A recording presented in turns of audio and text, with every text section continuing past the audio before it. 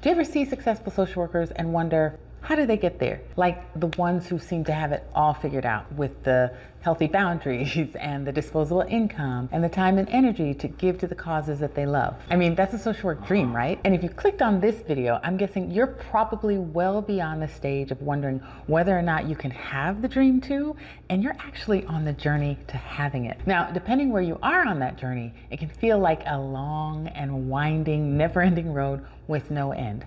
And by now, you may have found out what most of us eventually learn, which is, it ain't no cakewalk. I know because it's taken me years, I tell you, to get to where I am today with the time and location freedom, and I'm still working on the financial freedom as we speak.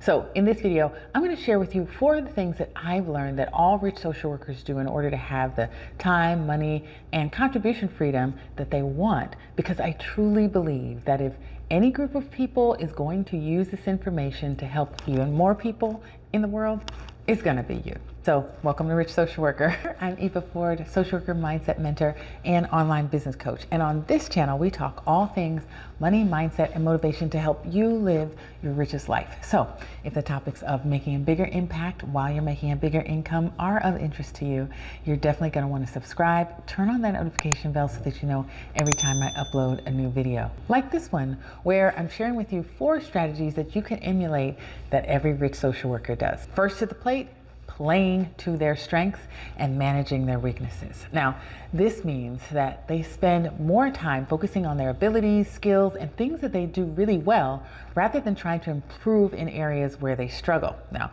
I can speak to this specifically because, for example, I struggled for 2 years trying to build Rich Social Worker as a blog. And I was getting so frustrated because I'm not the fastest writer on the block. Plus, there was editing and finding the right images and references and resources. And it was not a fun time, and I burned out really fast. And it wasn't until I decided to play to my strengths of video that I finally found my groove, and I haven't looked back since. And there are tons of benefits that come with playing to your strengths as well.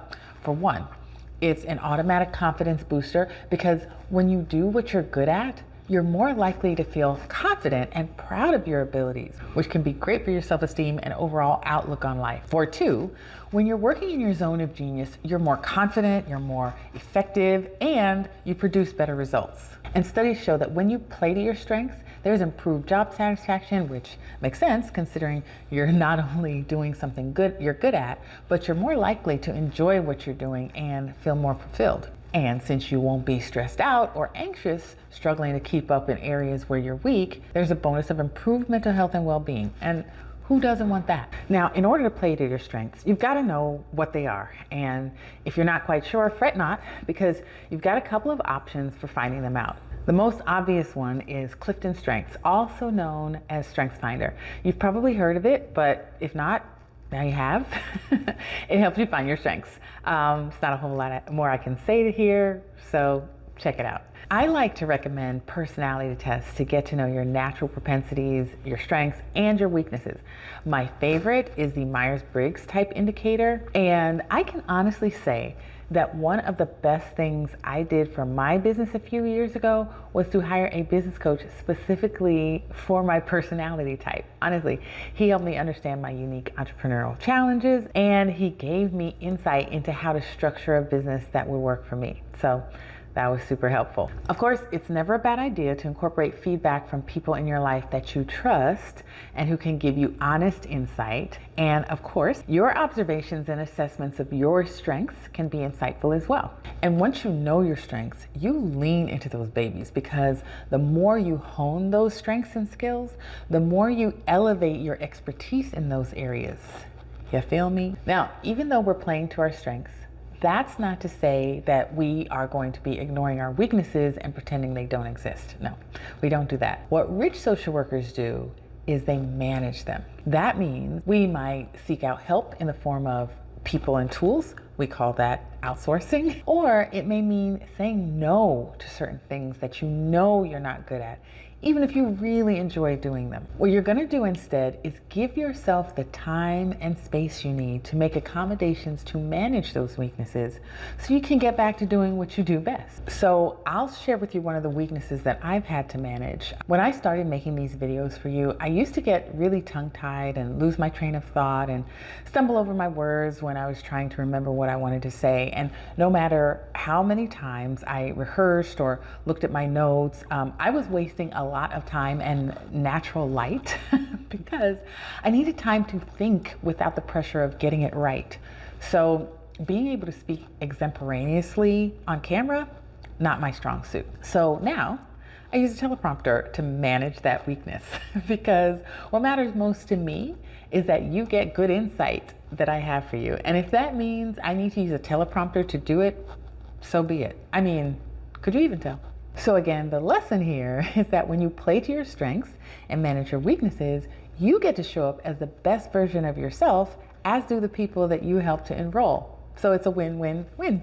Which leads us to the next thing that rich social workers do that poor ones don't, and that is that they use leverage to gain an advantage and get ahead. Now, I have a whole video dedicated to social workers using leverage, but to reiterate it here, you're going to use as many resources as you can access to maximize your effort and your impact. For example, you've got relationship assets, I know you do, and network assets that you can leverage. You can get introductions to influencers in your industry, they can help connect you with new opportunities, and even give you advice to help you get ahead. You could use leverage to borrow money and then use that money to invest in an asset you expect to appreciate in value, like real estate or stocks. You could even leverage your education and training to increase your knowledge and your skills. And let's not forget, you can always leverage technology to automate or streamline processes and work more efficiently. I mean, I already told you about the teleprompter.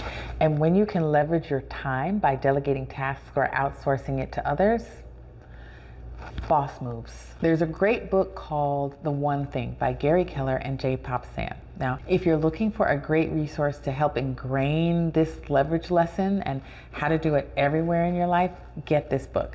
I'll put the link in the description. Numero tres.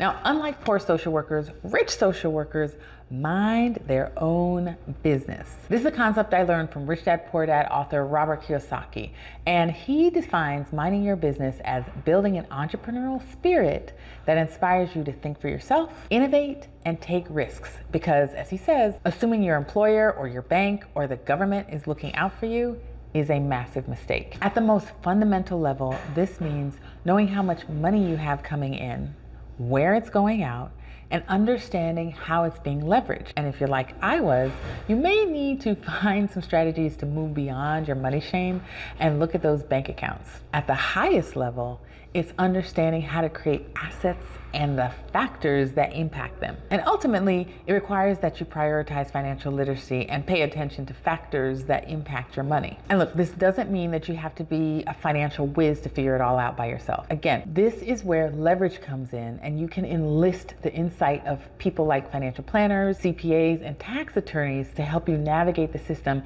and come out ahead, which is actually thing number 4 that all rich social workers do that poor social workers don't. And that is enlist advice of experts to help guide them on the journey. Listen, no one reaches the level of success that you're aiming for on their own, and anyone who tells you that they're self-made is delusional. Someone influenced them, or someone supported them, or they leveraged someone's resources. Someone might have helped them learn and grow.